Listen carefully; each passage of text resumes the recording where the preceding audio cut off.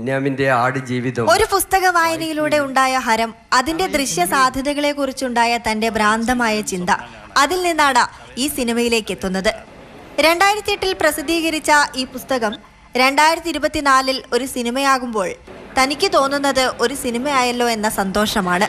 28-ാം തീയതി വ്യാഴാഴ്ച ഈ സിനിമ റിലീസ് ചെയ്തപ്പോൾ ഒരുപാട് കമൻറ്റുകൾ ഇതിനെ സിനിമയ്ക്ക് ശേഷം കണ്ടതിന് ശേഷം എൻ്റെ മുന്നിലെത്തിയപ്പോഴും പലരും ചോദിച്ചു, ഇപ്പോൾ എന്തു തോന്നുന്നു എന്ന് ചോദിച്ചു.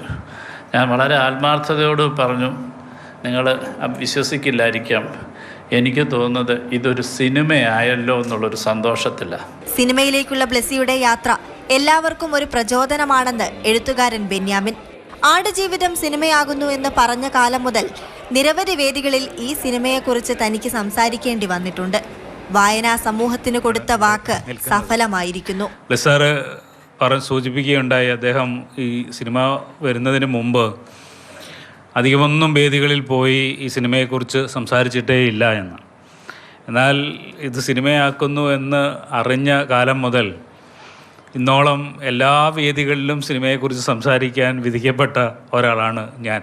ആടുജീവിതത്തിലെ പെരിയോനെ റഹ്മാനെ എന്ന ഗാനം ഗായകൻ ജിതിൻ രാജ് വേദിയിൽ പാടി. പുതുമഴ വീഴണുണ്ടേ മണ്ണിൽ, പുതുമഴ വീഴണുണ്ടേ, നെഞ്ചിലൊരാളുടെ കണ്ണീർ വീണ പോലെ ഇരുന്നാലും അറിയണുണ്ടേ,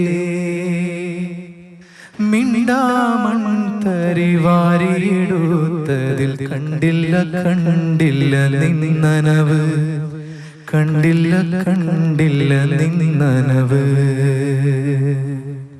കൊച്ചോളങ്ങളിൽ നീന്തി തുടിച്ചെന്നെ തൊട്ടില്ല തൊട്ടില്ല നിന്നനവ്, തൊട്ടില്ല തൊട്ടില്ല നിന്നനവ്.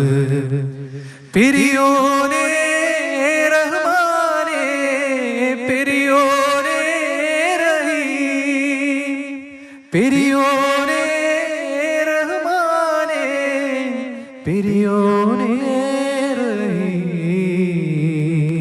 അഭിനേതാവായ KR Gokul, Mathrubhumi chairman and managing editor PV Chandran, managing director Shreyams Kumar, editor Manoj K Das തുടങ്ങിയവരും പരിപാടിയുടെ ഭാഗമായി. മാതൃഭൂമി ന്യൂസ്, കോഴിക്കോട്.